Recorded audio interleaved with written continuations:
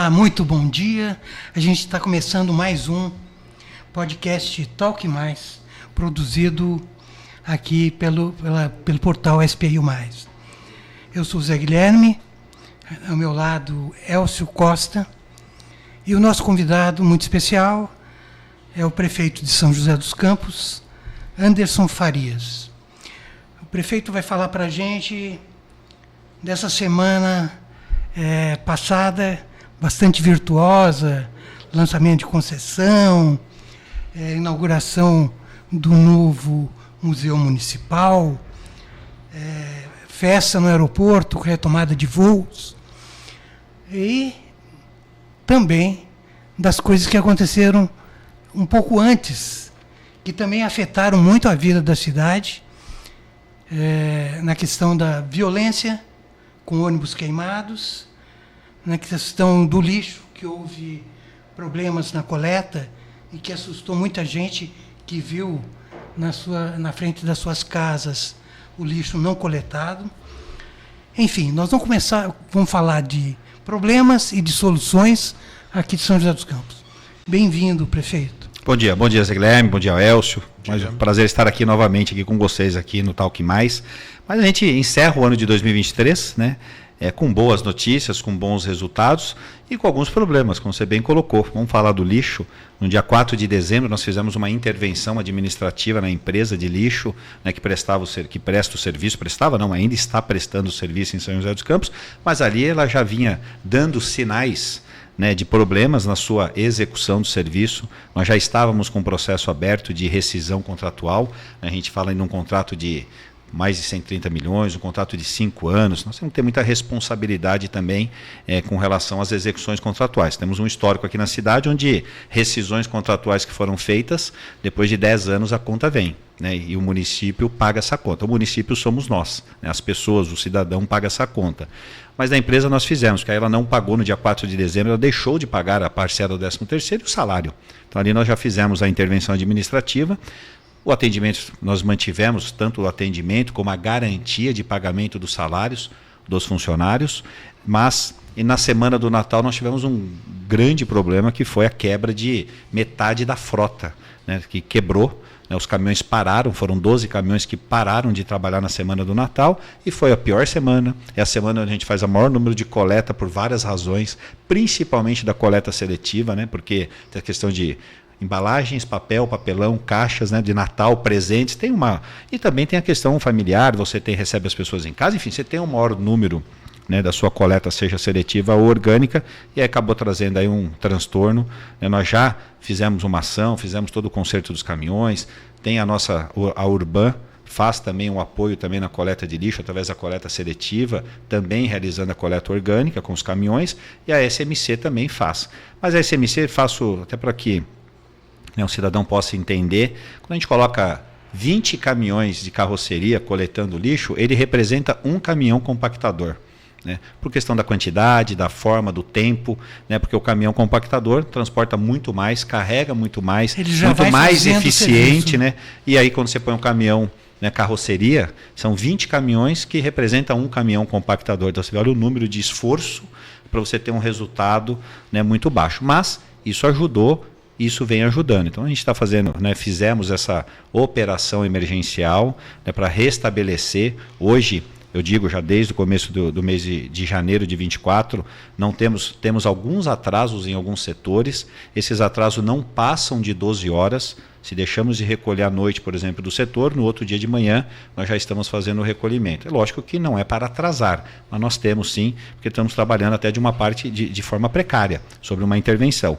Mas já fizemos a licitação de uma nova empresa, já tem uma nova empresa ganhadora do processo, já assinou o contrato a semana passada e inicia suas operações agora após o Carnaval. A gente acredita que entre o dia 15 e dia 20 de fevereiro ela já inicia suas operações. Ela já apresentou já a sua sede aqui em São José, a sua garagem, já foi feita a vistoria pela Secretaria de Manutenção da cidade, os caminhões já foram apresentados, parte da frota, ela apresenta agora nos próximos dias, então ela já está se preparando para começar suas operações agora após o Carnaval, e aí, problema resolvido, a gente tem uma empresa.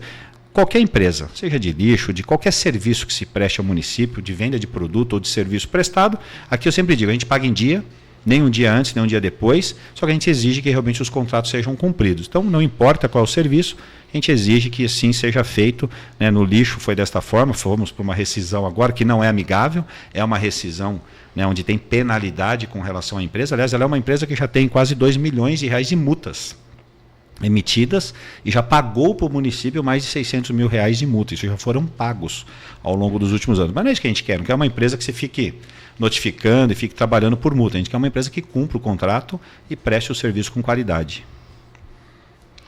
Muito bem. Dentro das questões ainda do ano passado, tal, tivemos o problema aí da saúde, né? A gente queria saber o status disso. Quer dizer, recentemente a gente tem aí uma informação, né, de que os chamamentos foram suspensos. Qual é o status da questão da saúde no município? E qual é a emergência de solução disso? Que foi feito. Nós fizemos a mesma emergência que nós fizemos com a coleta de lixo. Fizemos uma intervenção administrativa. De uma forma um pouco diferente, porque a própria entidade que faz a gestão de 3 unidades de pronto atendimento, 3 UPAs, certo? A UPA do Alto da Ponte, da região norte, UPA Norte, UPA do Campo dos Alemães e a UPA do Putim, e na região norte, 4 unidades básicas de saúde. Ela faz a UPA e 4 BSs. Então nós estamos falando aí em 7 equipamentos de saúde da qual ela faz a gestão, que é a empresa chamada INCS.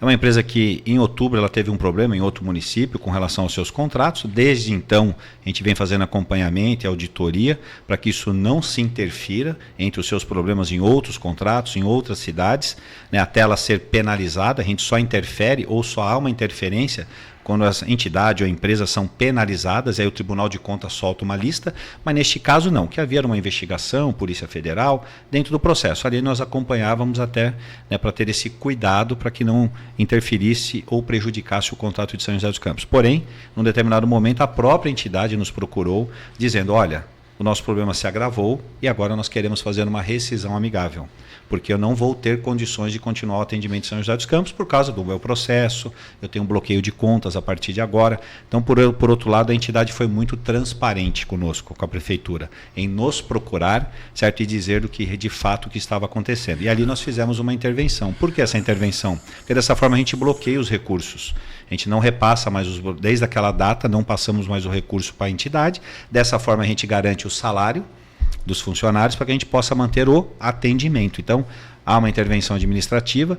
Isso foi bom porque podemos ver que não, né, a gente percebe aí ao longo desses últimos 60 dias, nós fomos agora para 60 dias de intervenção, o atendimento continuou, certo? Mantivemos o atendimento, mantivemos a garantia de salário de todos os funcionários e médicos e continuaram a atender, né, a população. Então, isso é importante. E nesse meio tempo nós fizemos a publicação dos novos editais para ter os novos contratos com novas entidades. Então, a entidade, juntamente com nós, a NCS, tem a intervenção administrativa, mas também tem uma operação dela, que nós estamos fazendo. O acordo é que se faça desta forma até termos uma nova entidade. Publicamos os editais, porém, à vésperas de abertura dos editais, são 3 editais, né, Campo dos Alemães, Putim e Norte, 2 foram suspensos. 2 foram suspensos, Putim e Norte. Campo dos Alemães não, Campo dos Alemães foi aberto, são 12 entidades que estão participando no processo, mas o processo foi aberto, as propostas foram recebidas, estão sendo analisadas agora, tanto a documentação como propostas de plano de trabalho. Campo dos Alemães em andamento. A gente acredita que em 20 dias a gente finaliza e já tem um declarador, já declara já um vencedor para fazer a gestão da UPA Campo dos Alemães. Putim e Norte foi suspenso pelo Tribunal de Contas. Então o Tribunal de Contas suspendeu porque uma das entidades questionou o Tribunal de Contas e por falta de tempo hábil do Tribunal de Contas poder analisar, né, ele suspendeu. Né? Isso é normal, quando ele recebe algum recurso, né, em cima da hora, ele não tem tempo de analisar, para que não tenha prejuízos, certo? Ele suspende o processo. Então a gente está aguardando agora, já estamos encaminhando, até amanhã a gente encaminha todas as informações ao Tribunal de Contas, até porque a gente não fomos notificados apenas da suspensão e não do teor, já tivemos conhecimento do teor e agora a gente encaminha as informações ao Tribunal, esperando para que ele libere aí o prazo. Se não tiver nenhuma alteração que ele de repente exija que a gente faça, a gente só devolve o prazo. né? Quer dizer, se faltava 24 horas para abrir, a gente pode devolver apenas 24 horas. Não faremos dessa forma, devolve 48, 72 horas, mas a gente só devolve o prazo. Se tiver qualquer alteração que assim o tribunal exija, aí nós temos que publicar mais 30 dias de prazo para que a gente possa ter aí declarar e receber as propostas das entidades interessadas. Na área de saúde, a gente tem uma boa notícia, né? Que o hospital vai usar o espaço da retaguarda lá. Sim. Para o pronto-socorro. Isso é uma boa notícia, né? A gente tem todas essas questões envolvendo a saúde. Temos várias ações na saúde, viu, Guilherme? Primeiro, o ano passado, no final do ano, nós fizemos o maior concurso da história da prefeitura, só na área da saúde. Então, os concursos estão sendo homologados agora, são 22 especialidades, enfermeiros, dentista, TO, fonoaudiólogo, dermato. Então, a gente tem essa necessidade em especialidades. Fonoaudiólogo, por exemplo, a gente tínhamos 7 do concurso de 2019. Os 7 negaram, não aceitaram vir para o concurso público. O mercado aqueceu. Fono, TO. Então, nós fizemos agora um concurso. Esse concurso está sendo finalizado, agora homologado, e a gente pretende chamar, no máximo até o começo do mês de março, novos profissionais na área, principalmente em especialidades. Essa é uma ação que nós estamos finalizando para chamar esses novos servidores em concurso público. Por outro lado, nós temos obras importantes. Construir uma nova UBS da Granja, que a gente inaugura agora, ainda nesse primeiro semestre, uma nova UBS na Vila Industrial. Estamos reformando 15 unidades básicas de saúde, fazendo as suas reformas e adequação e modernização delas. O Hospital Clínica Sul também, iniciamos as obras no hospital. O Hospital Clínica Sul, nós estamos construindo 82 novos leitos e 4 salas de cirurgia. Que isso vai ajudar em muito. Hoje nós transferimos 100% dos pacientes que precisam de alguma intervenção cirúrgica, né, para o Hospital da Vila. A partir de as obras ficando prontas até o final do ano, o Hospital Clínica Sul irá fazer também esse atendimento e com muito mais capacidade. Hoje nós temos 32 leitos, nós vamos para 114 leitos no Hospital Clínica Sul, que já está em obra, uma grande ampliação, e também ter centros cirúrgicos no Hospital Clínica Sul. E o Hospital Municipal, nós estamos agora adequando o Hospital de Retaguarda, deve terminar agora nos próximos dias. O pronto-socorro da Vila será fechado, será transferido para o Hospital Retaguarda, para que a gente possa fazer as obras. Então nós vamos ter uma nova porta de acesso do pronto-socorro na Vila, uma nova porta de acesso para emergência e urgência. As ambulâncias, todo mundo conhece ali, elas entram ao lado do nosso pronto-socorro, né? Elas param ali bem ao lado e os pacientes entram no mesmo corredor. Nós vamos mudar. A ambulância e emergência vai entrar pela Avenida Juscelino Kubitschek, direto no nosso setor já de UTI, porque são sempre emergência, urgência, acidente, então a gente separa, fica muito mais fácil. O nosso hospital municipal ele é térreo, ele é muito comprido, né? Ele é bem comprido, aliás, ele não é 2 andares, ele é totalmente, né, bem espalhado do ponto de vista da sua extensão, ele é horizontal, então ele tem ali uma distância. Então nós vamos melhorar muito essas entradas. O nosso hospital, por exemplo, infantil, ele já está do lado da nossa UTI neonatal. Maternidade, a recepção será construída do lado da nossa maternidade. Então, a gente vai facilitar em muito esse deslocamento interno do hospital também. Então, nós temos lá um novo centro de imagens que nós vamos construir para o Hospital Municipal. Hoje, o Hospital Municipal da Vila, a gente transfere, aliás, a gente tem que tirar do hospital para realizar alguns exames de alguns pacientes. Isso tem que ter hora, tem que ter ambulância, isso acaba atrasando, ocupação de leito. Então nós vamos ter um centro de imagens onde não será mais necessário transferir ninguém. Transferir não, deslocar pacientes nossos para poder fazer cirurgia, para fazer algum tipo de exame. Então vai ter um centro de imagem muito mais adequado, um pronto-socorro muito mais adequado. Hoje o pronto-socorro nosso, principalmente a parte de recepção, é pequena. O salão, como todos conhecem, quando você entra pelo pronto-socorro, lá te classifica, verde, amarelo, vermelho, você vai para um salão, né? Esse salão é todo mundo junto. Então você tem homens, mulheres, certo? E tem também os acompanhantes. Nós vamos separar homens de um lado, mulheres do outro, não será separado. Os boxes serão individualizados para que tenha mais privacidade. Porque quando está no salão, estão sendo assistidos. Alguns estão ali apenas para poderem ter a alta já logo na sequência, ou outros estão ali já sendo assistidos, atendidos, para poder esperar uma vaga no leito, certo? Para poder ir para o quarto. Então nós vamos melhorar muito essa questão do salão, porque a gente vai ganhar espaço nessa reforma. Então é uma reforma que nós estamos fazendo no Hospital Municipal. Aliás, uma reforma de 24 milhões. essa reforma do Hospital Municipal. E lá no Clínica Sul é uma obra de 16 milhões de reais. Então são 2 investimentos nos 2 hospitais, que são os nossos 2 hospitais de referência. O Hospital da Vila é o 5º maior hospital do estado de São Paulo. Esse é o nosso Hospital da Vila, né? Um hospital que é referência em muitas questões. E também tem uma discussão minha com o Estado. A semana passada eu estive no Palácio dos Bandeirantes. Uma das conversas em minhas pautas lá com o governador é com relação à saúde. Hoje a gente tem média de internados hoje no hospital. Hoje eu posso dizer que hoje dentro do Hospital da Vila nós temos lá pelo menos 38 pacientes que deveriam estar no regional e estão dentro do Hospital Municipal. Entendeu? Com média de internação de 10 dias.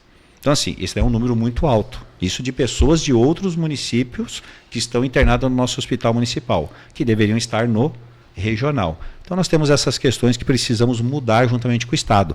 Emergência e urgência de acidente de helicóptero. Desce onde? Num campo de futebol, próximo do hospital municipal, e o paciente é transportado de ambulância até dentro do nosso hospital. Por que não usa o L-ponto do hospital regional? Está pronto, está lá. É lá que tem que descer as emergências. Então tem esses ajustes, que isso vem sendo discutido, eu venho discutindo isso com o governador, né, e com o Eleusis, que é o nosso secretário de Estado da Saúde, para que a gente possa fazer essas mudanças aqui em São José. Prefeito, a gente estava conversando aqui antes com o Elcio sobre queima dos ônibus, que deu uma assustada geral na cidade, porque ônibus pegando fogo tem um poder, né? Se for uma principal pedra no seu sapato nesse início do ano, a gente estava brincando até que alguns problemas aconteceram, de repente era seu inferno astral. Não é, né? Seu aniversário não é agora, mas teve uma sucessão de problemas. Mas esse foi o principal, porque, olha, empresas tiveram prejuízo do seu patrimônio, ônibus circulando, dinheiro investido.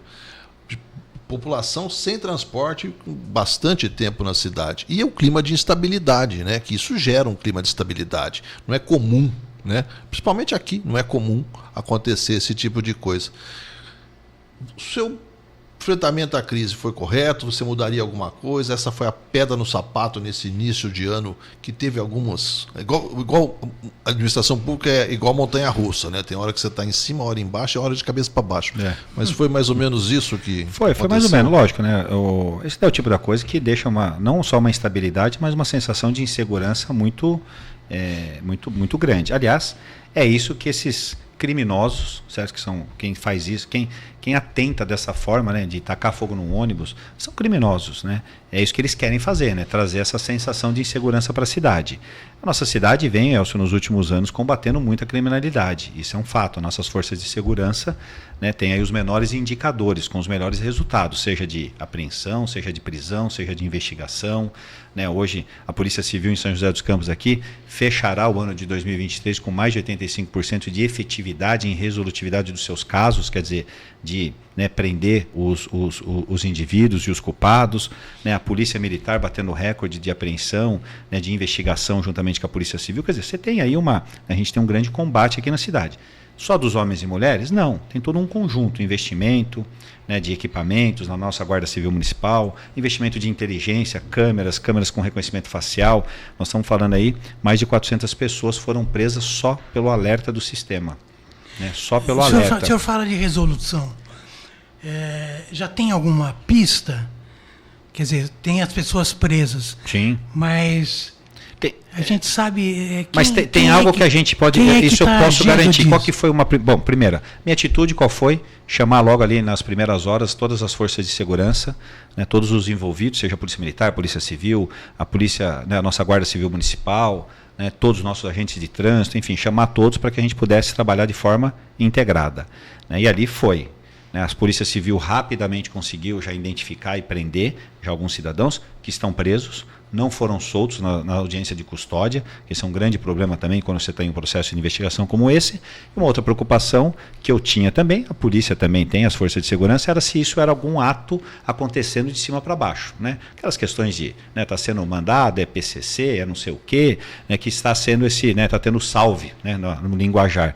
Não foi, não é. Foi algo isolado aqui na cidade, de acordo com o que tinha acontecido lá no Campo São José, onde teve lá um enfrentamento lá com a polícia e veio a óbito lá um cidadão. Cidadão não, um criminoso que estava armado e que enfrentou a polícia e acabou sendo, né, sendo baleado. Então, daquele ato, daquela situação foi que aconteceu, né, que acabou se desencadeando essa situação.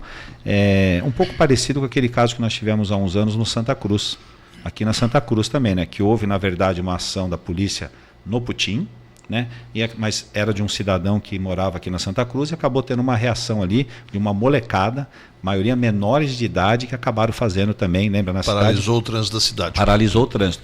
Então lá no Campo São José ficou, né, isso tem uma garantia da polícia que foi algo isolado que aconteceu lá na região leste, não foi algo que veio de salve, de quadrilha, ou enfim, de organizações aí que tem no estado ou fora do estado. Então, isso já nos dá um pouco de tranquilidade. Por outro lado, tivemos que agir com muita, tem que agir ali de forma rápida para que a gente possa devolver, que essa foi a minha intenção, para que a gente pudesse devolver a tranquilidade para o cidadão. Você imagina que não tem como. Primeiro, tacar fogo no ônibus. Não tem como você manter uma operação até para a insegurança dos próprios passageiros, né? Até então eram ônibus que foram pegos vazios, né? Ou com muito poucos passageiros, mas poderia ter alguma ação que poderia colocar a vida dos passageiros em risco. Então, a gente tira a operação daquela região, de parte da região, até para que a polícia possa também agir de forma muito mais tranquila com as investigações.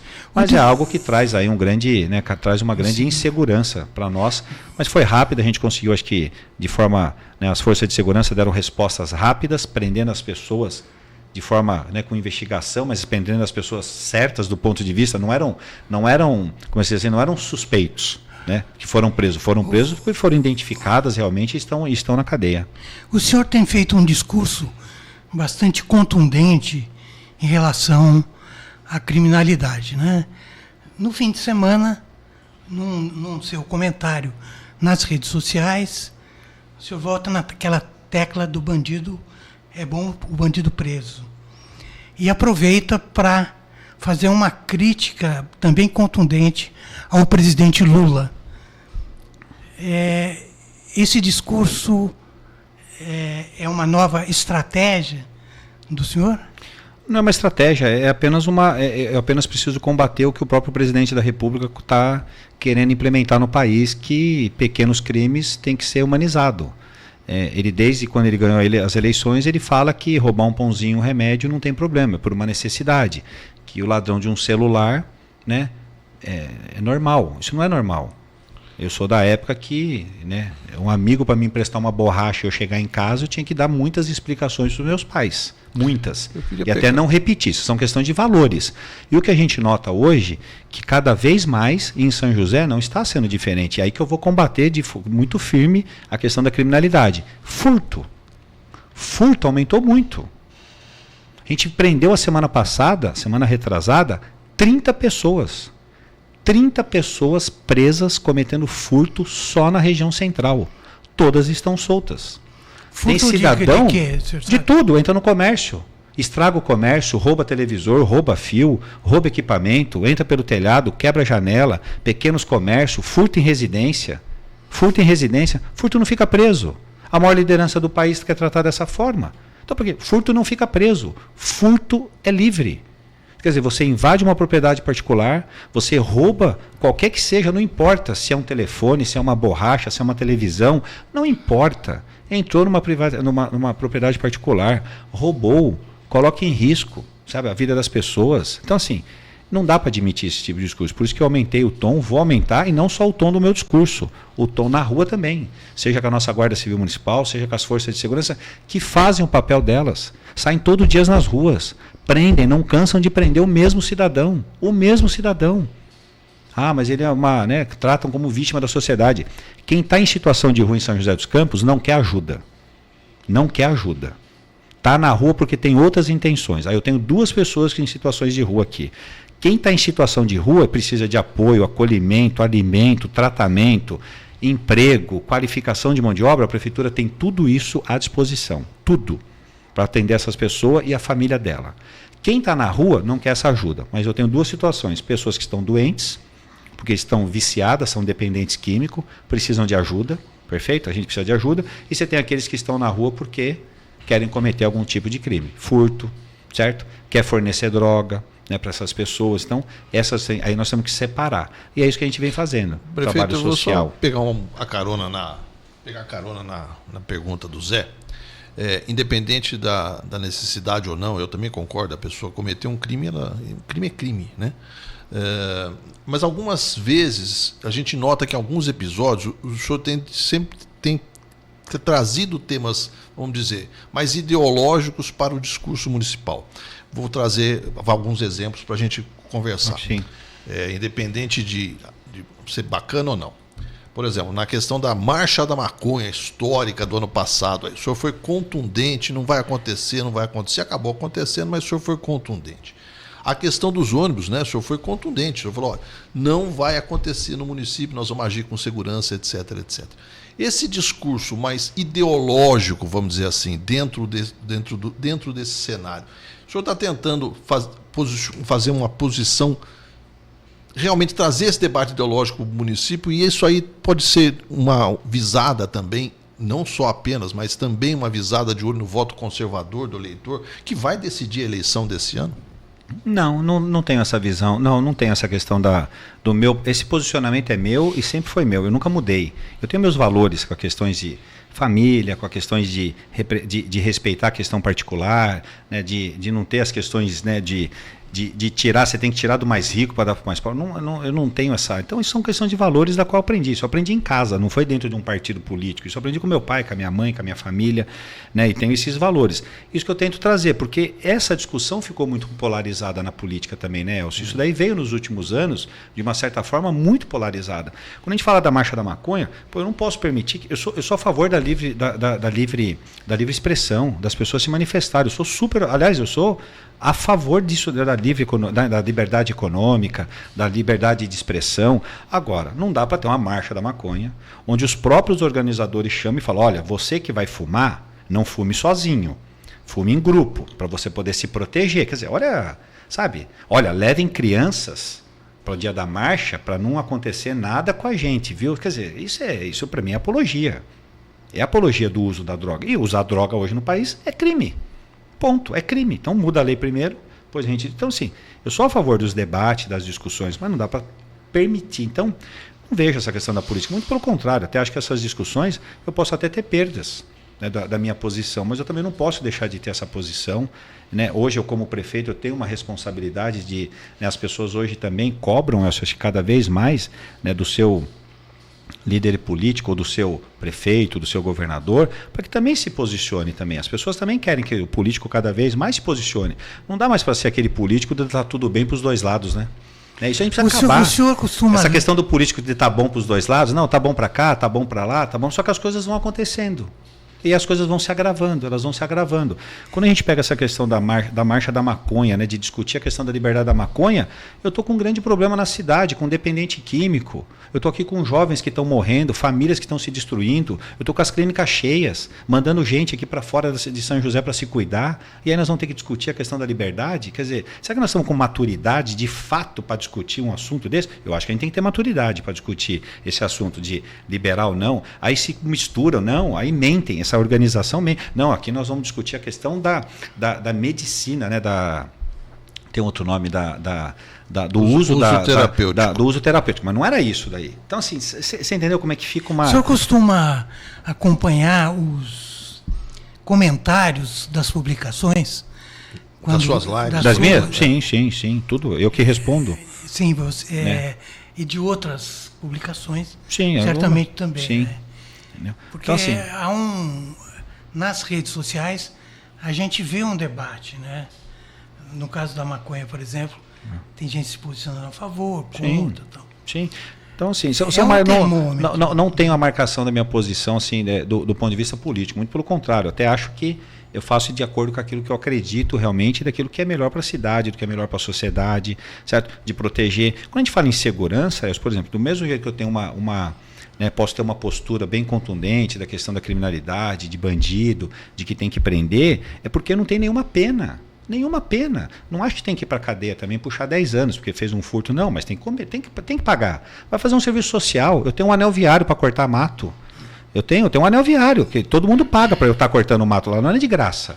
para deixar tudo bonito lá, isso custa. Então, assim, vamos pensar numa pena alternativa para que essas pessoas possam prestar um serviço social. Isso eu defendo. Só que, por outro lado, também, eu sou muito contundente e é minha prioridade a educação. Porque eu acho que tudo isso vai se resolver no futuro pela educação. Né? Pelo social, uma cidade que dê oportunidade, uma cidade de oportunidade, não é uma cidade que dá oportunidade, uma cidade de oportunidade, cada cidadão escolhe. Quer aproveitar a oportunidade? Ela está aqui. Jovens, eu tenho o CEPAS, tem vagas, aproveita essa oportunidade, se formem, se qualifiquem. Na educação, eu tenho tudo que é melhor, vai ter na educação. Já tem na educação, é a melhor escola, é os melhores materiais pedagógicos, são os melhores professores qualificados. Eu não tenho, lá não é despesa, lá é investimento, porque eu sei que isto eu vou mudar o futuro também. Então, assim, eu sou mais contundente na educação. Como é que o senhor se definiria hoje o político Anderson, perfil ideológico do prefeito e do que vai ser candidato a prefeito, né? Novamente nas eleições agora de outubro? Desculpe, a pergunta já estava engatilhada, assim, saiu, você fez o gesto para eu dar uma segurada, mas já tinha saído. Não, aí você pergunta do ponto de vista ideológico, centro-direito, esquerda. Como é que você, né, descreve você? Eu sou centro-direita. Politicamente. Mas respeito muito a esquerda, eu sou centro-direita. Né? Assim, não, e aí muitas pessoas perguntam, não, mas hoje em dia você vai ter essa discussão e perguntar, então você é L ou você é B? Eu não sou nem L nem B, eu sou... Fica uma coisa meia... O que é L e o que é B, né? Pô, não, eu sou centro-direita, eu sou uma pessoa que gosta de conversar, gosto de ouvir, sou a favor da questão das críticas e ter uma oposição séria quando ela contribui, certo? Quando ela faz uma posição, quando ela toma uma postura e uma posição que você fala, poxa vida, essa eu perdi. Sabe assim? Fala assim, essa... Eles me deixaram para trás, sabe? Mas não difícil, tem isso. Né? É difícil, porque só tem desconstrução. Certo? Na política, você só vê assim, o outro quer crescer sobre ele não quer crescer sobre as suas, né, sobre as suas qualidades, ele quer crescer, na verdade, pelos seus erros, né, do seu adversário, desconstruindo a imagem dele, que às vezes eu também cometo erros. Óbvio que eu cometo erros, mas assim, mas pega um erro pequeno, transforma num erro grande, desvirtua as informações, desconstrói, né, faz um desserviço, desconstruir. Então, assim, esse é ruim, né? Essa política também no Brasil que nós temos, ela é muito ruim. Acho que ainda falta um pouco de maturidade ainda para nós politicamente, dentro dos próprios partidos políticos. Aliás, um país que tem mais de 50 partidos políticos é brincadeira, a gente não consegue nem qualquer ideologia desses partidos, não é possível, né? Sou a favor de enxugar isso daí, ter algo bem menor. Mas tem me considero assim, do ponto de vista de questão de valores, de família, das questões de liberdade de expressão, liberdade econômica. Eu sou muito a favor da questão da liberdade econômica. O país tem que parar de ficar tutelando o cidadão. Eu sou a favor. Eu tenho hoje processos por exemplo, a BITS. Hoje a gente solta a BITS hoje em menos de 30 dias. É autodeclaratório. É autodeclaratório. Muitas coisas são autodeclaratórias. Você tem que confiar nas pessoas, no cidadão. Tá aqui. Só que é o seguinte, se eu te pegar mentindo, né, enganando, fazendo coisa errada, tem que ter regras e pena para poder pagar. Se desabar. Né? Porque assim, mas tem que ser alto. Por que nós temos uma linha verde aqui? Olha a linha verde. Não tem cobrador, não tem catraca. As pessoas entram dentro do carro e pagam suas passagens. 95% paga suas passagens. Vai lá e bate o seu cartão. Pô, o cidadão cuida, o carro é seu. O sistema é seu. Prestação de serviço adequada, muito melhor do que um ônibus que nós temos aí andando comum, que espero que em breve eu troque toda essa frota aqui em São José. Aliás, vou trocar toda essa frota em São José. Então, assim, a gente precisa também cada vez mais trabalhar para que a gente também divida. Falou, cidadão, você tem suas responsabilidades também. Eu fiz agora, final de semana, eu estive agora ali no Boa Vista, na região norte, nós fizemos uma revitalização em torno de um conjunto habitacional, e eu vou lá e pergunto para as pessoas, vocês estão cuidando? Quem tem que cuidar é eles. Não é a prefeitura. E quando fala prefeitura, não é eu, prefeitura. Somos nós que pagamos a conta para ir lá cuidar. Eles têm que cuidar. O cidadão tem que se apropriar das questões públicas. Mas isso é um conceito. Isso a gente precisa ir mudando com o tempo. E educação. Né? Trabalhar nossas crianças hoje com questões de valores, questões de cidadania, formação. Isso é importante também, né, na escola. E aí eu não falo das questões ideológicas na escola. Tá? Não defendo nem para um nem para outro. Falo da questão de ensino. A escola é local de ensino, mas você pode ter outras atividades que você complemente com a criança num contraturno para que ela tenha o seu desenvolvimento, né, como cidadão, daquilo que ela tem que, né, respeitar, né, os mais velhos. Né, ônibus para mim tinha que ser todos os bancos amarelos. Todos os bancos amarelos. Não tinha que ter 30% dos bancos amarelos. Amarelos são os bancos, né, tinha que ser tudo amarelo. Tudo amarelo, o ônibus tem que navegar. Por quê? O que é tudo amarelo? Aqui você tem que respeitar. Qualquer pessoa que entra aqui com mais idade, você levanta e dá lugar para a pessoa se sentar. Não você colocar a regra. Você põe lá 30%, você tem 5 bancos, aí entre o sexto, cabe 5 idosos. Entre o sexto e 12, você fala, não, você fica em pé porque a tua vaga já acabou. Isso é uma questão educacional, mas o país vai criando regra para você ficar tutelando, né? Que nem creche. Quem tem direito à vaga da creche? Vai testar essa coisa É a criança. Mas na verdade a regra é a mãe, né? Você fica escolhendo a mãe que trabalha, a mãe que não trabalha, a mãe que tem mais filho, a mãe que tem menos filho, a mãe, e a criança fica onde? O senhor vai testar esses ônibus amarelos? Esses bancos? Vai testar, não? Podemos até testar, né? Uma ideia que eu sempre achei assim, tem que ser tudo amarelo, tem que ser tudo reservado. E é a questão educacional que vem de berço, né? A escola ensina, né? Vamos mudar um pouquinho de capítulo. Vamos lá. Concessão do Parque da Cidade. Foi feita uma grande festa, né? Para esse anúncio. E a gente quer saber alguns detalhes da operação, né, Elcio? Sim. Nós tornamos público. Por exemplo, o Elcio, a partir de amanhã, ele pode alugar uma boia para navegar no Paraíba? Ele gosta muito de mim, né? Ele podia escolher várias coisas. Bom, andar na trilha. A gente tem aquela boia. Visitar a Casa Olivo Gomes. Nós vamos ter a boia segura, que vai estar com um colete, com uma cordinha, e nós vamos ter aquela boia que. Tchau. Sabe assim? É essa boia que você. É aquela que dá tchau. Nós vamos pegar lá em Pindamonhangaba. Vamos pegar em São João da Barra. São João da Barra, né? A gente estava conversando aqui que é um projeto grandioso, né? Sim. E que tem várias dificuldades de realização. Sim. E que não seria melhor a gente lançando e pegando por parte? Quer dizer... Mas José, essa é a. Vamos lá. Primeiro a gente discute muito e nada disso vai para o papel. Né? O que nós fizemos agora é levar isso para o papel. Né? Quando a gente fez o decreto de regulamentação na cidade, de PPI, né, que são as parcerias de investimentos na cidade, que a gente colocou Arena Esportiva, Martins Pereira, né, que já foi, mas hoje a Arena está lá. É um bom exemplo na cidade. Se fosse gestão do município... Aeroporto também. Né, não teria 10% do que acontece na Arena. É um patrimônio do município, certo? E acontece muitas atividades lá. Gratuitas, horas com cobrança. O aeroporto, concessão do aeroporto. Hoje nós fizemos aquele anúncio, fizemos o anúncio a semana passada, é diferente do que já aconteceu no passado, de ter anúncios, de termos voos aqui. Hoje é diferente, muito mais estruturado. Né? Tem hoje uma empresa que é responsável pela gestão, a empresa que vem aqui operar, que é a Gol, por exemplo, já vem de uma outra forma, tem já o seu incentivo, né, direto, seja no combustível, no combustível da aviação, do avião, né, seja na própria operação aqui, porque você tem operação, você tem que ter hotel para ter as equipes de bordo, não é isso? Para poder trocar a aeronave chega num dia à noite, vai embora no outro dia de manhã, então você tem hoje é diferente, hoje tem uma estrutura para que realmente a gente possa iniciar os voos comerciais, de passageiro, voos de carga, é algo que vem, aliás foi o primeiro. O Zé Guilherme, eu estava pensando, eu tive com o Zé Roberto semana passada no aeroporto, um grande amigo meu. O Zé Guilherme foi educado, porque ele é um gentleman, né? Mas o que eu falei para o Zé Guilherme foi outra coisa. Eu vou fazer, porque eu já sou mais escrachado. Você então não está viajando no seu projeto do Parque da Cidade? Não está demais exagerado? É mais ou menos isso que eu ia perguntar, mas eu falei o seguinte, em ano de eleição, surgem uns projetos bacanas pra caramba. Eu, por exemplo, sou bem mais velho que todo mundo que está nos ouvindo. Eu lembro que o Fórum de São José dos Campos, o novo fórum, foi anunciado num momento desse. Demorou anos para sair, a obra deu vários problemas. Quando ela foi feita, ela teve que ser refeita e o valor fez assim, ó, puff, né? E ainda tem problemas hoje no Fórum de São José, sejamos francos para falar sobre isso. Então, eu sou um cachorro que... Cobra mordeu, tem medo de linguiça, né? Então, esse projeto sai no papel, sai em que prazo? Ou ele simplesmente é um projeto pirotécnico na eleição? Foi isso que eu falei para o Zé. O Zé é diplomático, ele não perguntou desse jeito. Mas como eu sou meio... Eu poderia... É que sempre essa questão... Eu sempre sou desconfiado. Sempre tem essa questão da eleição, viu? Mas, assim, o senhor... Eu poderia antecipar esse processo e aí atropelar um pouco ele e fazer ele ano passado. Não está indo eleitoral, né? Porque sempre. Mas não está indo eleitoral, mas está na véspera da eleição. Quer dizer, você sempre está no entorno. Não tem isso. Muito pelo contrário. Hoje é algo muito mais concreto.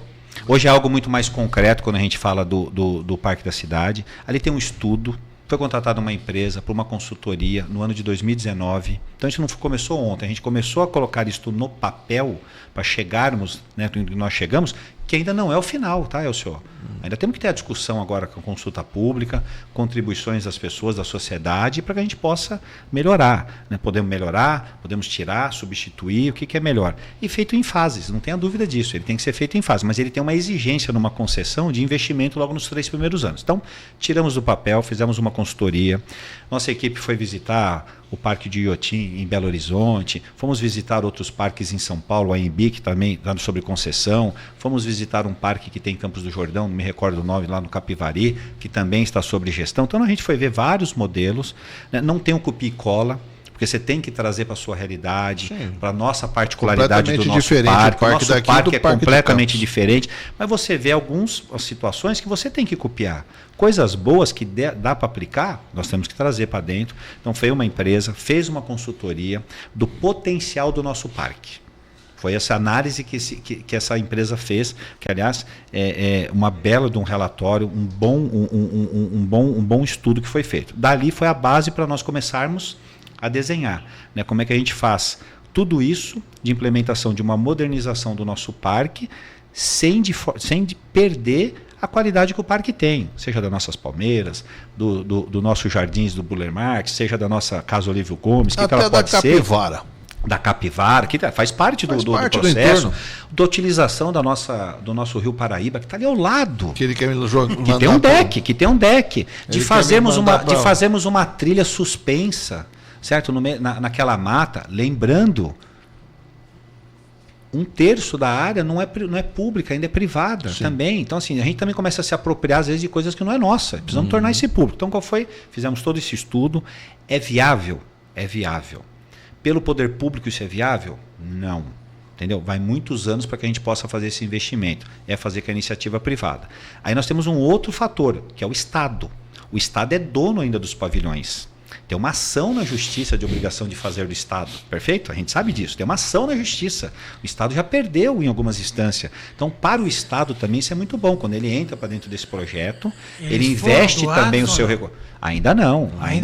O que teve em 2013, vamos lá, os pavilhões iam para leilão, certo? Porque o Estado achou uma forma do seguinte: isso daqui é um problemão, tem que se gastar milhões e o Estado não tem condições. Colocou na lista de leilão. Aí, na época, o governo daqui do PT falou, não, passa para nós. Passou num papel de transferência de responsabilidade. Só que é o seguinte, passou a conta. Ou o município tem como arcar com a conta de restaurar aqueles galpões? Não tem. Acho que o município tem outras prioridades do que restaurar aqueles galpões. Nós estamos falando aí num restauro de mais de 100 milhões de reais, certo? Dos galpões. Então, hoje não. Hoje o Estado vai entrar com essa parte de restauro. O município fez um trabalho ao longo dos anos, Elcio, de tirar lá de dentro também empresas que estavam lá dentro de forma irregular, cooperativas de forma irregular que estavam lá dentro, órgãos do público que também estavam lá dentro, que não tinha lógica de estar lá, a Polícia Ambiental estava lá, hoje está lá dentro do Parque Alberto Simões, CETESB está indo para um outro local, Fundo Social está indo lá para o Eldorado, enfim, a gente também fez uma reorganização. Não tinha lógica também de ter aquele monte de puxadinho que para o público, para o cidadão, não tinha nada, tudo mal feito, ninguém cuida, aí todo mundo joga um empurra para o outro. Vamos falar bem a verdade, essa que é a verdade. É do município? Não é do município, é do Estado, mas o Estado não, mas quem usa é o município. Não, mas então, resumindo, vamos colocar ordem. Foi isso que nós fizemos. Colocamos ordem, reorganizamos, dividimos, o Estado entra junto, faz o investimento, o município também faz o investimento. A Sebastião Gualberto é uma parte desse investimento da Sebastião Gualberto, de requalificarmos ela toda e deixarmos com que ela fique preparada para poder. A gente sabe disso. Precisa. Faz uma festa do mineiro. Como é que fica o trânsito? Sabemos disso, né? Isso, aliás, eu acho que cada ano que a gente faz, a gente ganha, mas perde, né? A gente ganha novas pessoas que vão na festa, mas muitas deixam de ir por causa do trânsito, por causa do acesso difícil. Então, é melhorarmos também isso e os investimentos. Aí sim, a gente consegue fazer aquilo que é viável. Então, o que é viável? É uma roda gigante, é um teatro, é um cinema, é transformar o centro, todos aqueles pavilhões, né, os galpões, num centro de convenções. Tem falta, isso foi algo que nós estudamos, viu, Elcio? Foi feito um estudo sobre essas questões. São Paulo já tem uma certa deficiência. Muitos pequenos congressos, por exemplo, já não acontecem mais em São Paulo, porque tem um custo muito alto. Nós estamos aqui, São José está aqui, próximo do aeroporto, com um aeroporto. Aliás, nós somos o 4º aeroporto. Isso nós sempre temos que dizer. Nós somos, São José é o 4º aeroporto do estado de São Paulo. Congonhas, Guarulhos, Viracopos, São José dos Campos. Então, temos tudo essa, né, temos essa capacidade de termos essa estrutura aqui em São José dos Campos. Então, essa foi a nossa ideia agora, transformarmos isso público. No calendário. Senão, o calendário agora é assim, que até junho a gente tenha já, porque eu acho que antes disso, mas nossa ideia é que até junho a gente tenha a nossa consulta pública, né, no ar, para que as pessoas possam manifestar, para que tudo isso que foi apresentado elas possam ler no papel também, certo? Que aí tem justificativa, o que a gente pensa, e aí nessa consulta pública nós prepararmos de fato algo concreto, né, para que a gente volte, faça o estudo para poder transformar isso numa realidade, ou seja, num edital para uma concessão, né? O tempo de concessão, isso nós já temos, é 25 anos, a não ser que apareça algo novo, certo? Dentro dessa consulta, que tenha que se mexer nesse prazo de concessão. Porque o prazo de concessão é o que vai ser investido, o que vai retornar para o privado e o que ele vai investir no patrimônio, porque ele vai pegar um patrimônio que vale 2 e tem que devolver um patrimônio valendo 6. Estou dando um exemplo, tem que ter uma vantajosidade para a cidade, para o município. Mas mais do que o patrimônio, acho que a vantajosidade é ter uma estrutura, um ambiente muito melhor, com muito mais, com um bar, com um café, com um restaurante. Você vai no Vicentino Aranha hoje, aquele espaço daquele café já fez uma diferença. Tem uma estrutura, não compete com o comércio do entorno, muito pelo contrário, é um ambiente que quem ganha são as pessoas, né? Um certo receio da população, pelo menos do meu círculo de amizades, é que em relação à integridade do patrimônio histórico. Imagina, que tudo tá isso lá no parque. Não, né? tudo isso será, tudo isso tem, vamos lá, tudo isso Condefat tem participação e terá participação na fiscalização, Condefat, né, que faz a parte de gestão do nosso patrimônio, né? Então assim, tudo isso daí trabalhando, e aí cabe ao município a fazer a gestão. Mas no plano de trabalho também isso já tem como exigência, já, né? O concessionário tem por responsabilidade em cuidar, em melhorar, entendeu? Em manter. Então isso tudo está preservado, isso a gente tem que preservar ali essas características que o nosso parque da cidade tem. Então não vai cobrar para entrar no parque, as trilhas ainda serão liberadas, terá mais segurança, vamos falar, terá mais segurança, porque o próprio concessionário quer que o ambiente seja seguro, para que as pessoas possam frequentar o parque. Mudança da portaria, né? Mudança de portaria, para a gente possa ter um acesso muito melhor. A gente tem um acesso hoje subutilizado, aliás, não utilizado, que é pela Vila Santa Terezinha, né, que tem um acesso ali muito bom. Então, ter isso daí já como projetar, né, projetos que a gente possa manter as características. A própria revitalização dos galpões, ela é super interessante. Você vai estar num ambiente que você vai ainda lembrar dos galpões da tecelagem, né, com uma modernidade, mas mantendo a sua história. Perfeito? Esse é um ambiente que a gente quer manter, que você tem ali uma estrutura, que você possa estar, né, ou seja, no centro de convenções, ou até de ter alguma exposição que possa acontecer, no mundo e inteiro tudo voltado para a cultura, né? E tudo voltado para a né? cultura. Um exemplo é o museu, que nós acabamos de inaugurar. Nós fizemos uma obra no museu, né? No museu nós fizemos uma grande obra, 2 anos de obra. Você entrava e falava, mas o que vocês fizeram? Só pintaram? Não, na antiga Câmara, né? Gastamos, está muito dinheiro para impermeabilizar o solo, para parar com. Lá nós perdemos obras de arte naquele. Lá tinha um problema na de parte infiltração. de baixo, lá de infiltração. Perdemos obras de arte, teve que, né?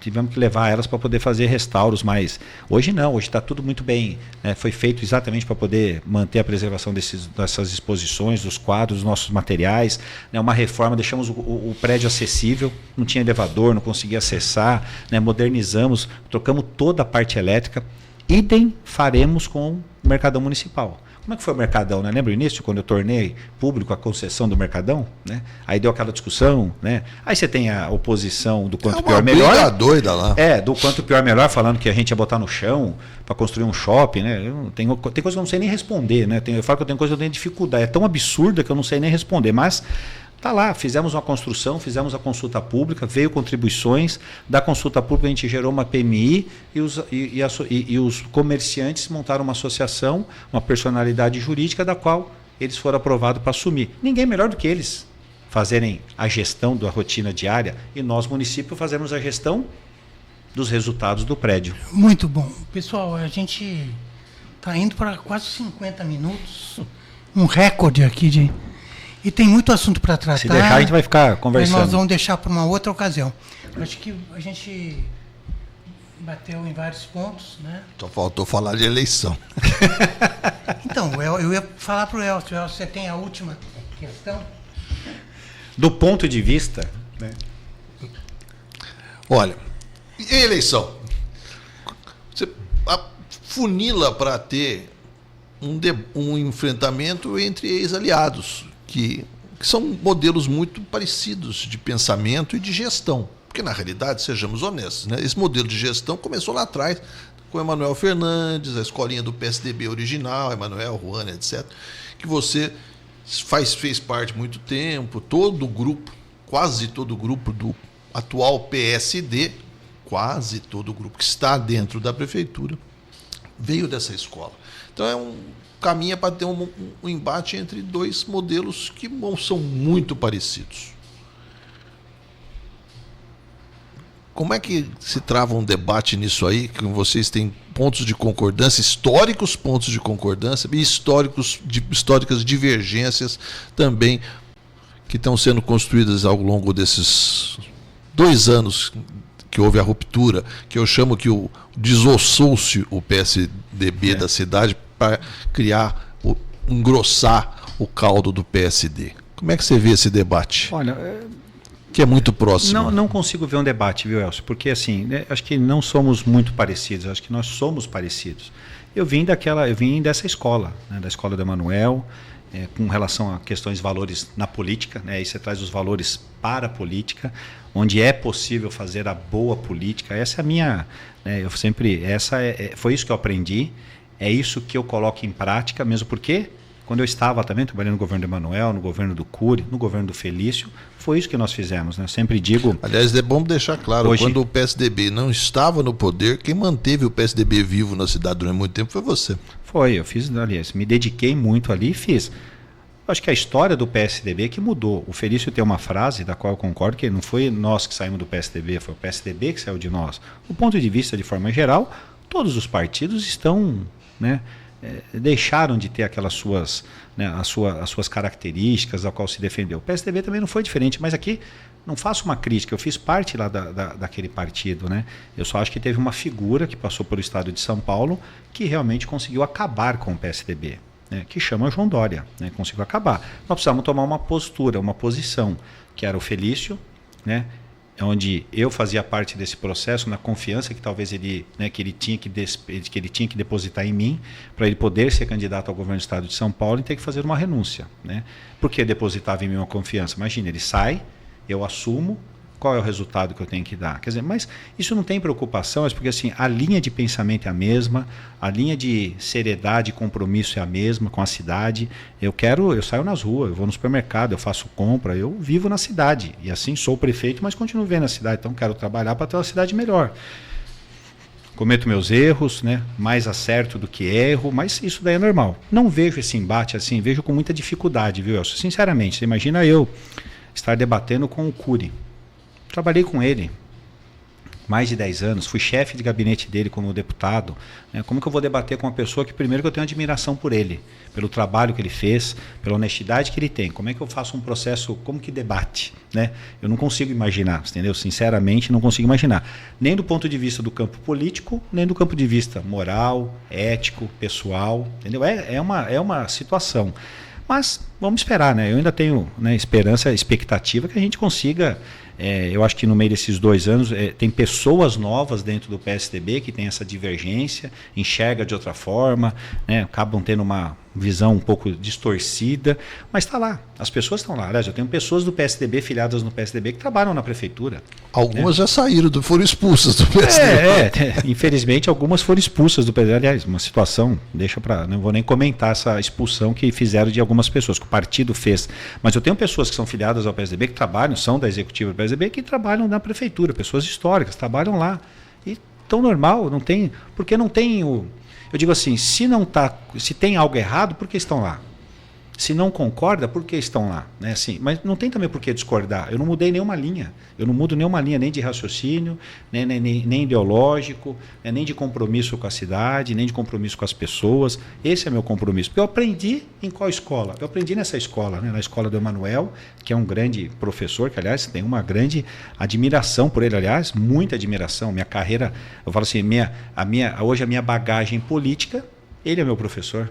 Né? Foi com ele que eu aprendi. Eu falo que o Emanuel ele costuma ensinar mesmo à distância, ou ele costuma ensinar mesmo quieto. Né? O Emanuel, só pelas suas atitudes, ele ensina. Foi ali que eu aprendi. Né? Ele é muito didático, ele não precisa sentar ali e dar uma aula para você, apenas até as suas posturas, o seu jeito de ser, ele já te ensina já. E ali eu sempre observei muito o Emanuel, aliás, fiquei ao lado dele, trabalhei com o Emanuel, né, desde 99 até 2004, depois com o Cury, 8 anos, da qual também fui secretário no governo do Cury, depois trabalhei com o Emanuel como deputado federal, depois com o Cury como deputado federal, quer dizer, então tem ali né, são professores, são pessoas. O Felício depois se tornou também uma grande liderança, sempre foi, tive a oportunidade de trabalhar com ele, coordenar campanha, ser presidente do PSDB, então assim, não consigo imaginar, viu, Elcio? Para ser bem sincero, como que seria, né, esse debate. De verdade, não conseguiria. Desde que eu estou falando assim, desde que eu imagino o PSDB ainda com aquelas pessoas da qual eu vivi, da qual eu conheço, certo? Que são essas pessoas, a não ser que tenha mudado. A não ser que lá tenham outras pessoas que não conheço, não sei quem é, e aí pensam diferente. Mas aquelas que eu conheço, que eu convivi por muitos anos, digo, meus filhos foram criados dentro do PSDB, quase. Eles dormiam no sofá do partido. Do diretório. E a minha esposa, que também é militante, né? A Sheila, além de minha esposa, né? Aliás, antes de ser minha esposa, já era militante política, né? Então a Sheila tem uma história muito forte de militância política também, partidária. Então, eu acredito que, acho que a gente tem que, né, vou fazer de tudo para que realmente a cidade continue melhorando, isso não tenha dúvida. Muito bom. Muito bem. Vamos terminando, porque já passou de todos os limites. O pessoal ali está de orelha em pé ali, ó. Não, já estão até aqui do lado já. Eu só quero fazer um pedido finalmente, que é o seguinte: a parte da boia expressa no Rio Paraíba, em direção à Foz do Rio, lá, seja a última coisa que saia, porque a última fase. Para eu poder escapar do Zé até lá. Estamos terminando. Então, essa entrevista fica gravada nos nossos canais, no Spotify. Muito obrigado, prefeito. Até a próxima. Obrigado, Zé. Eu que agradeço. Obrigado, Elcio, mais uma vez. Obrigado.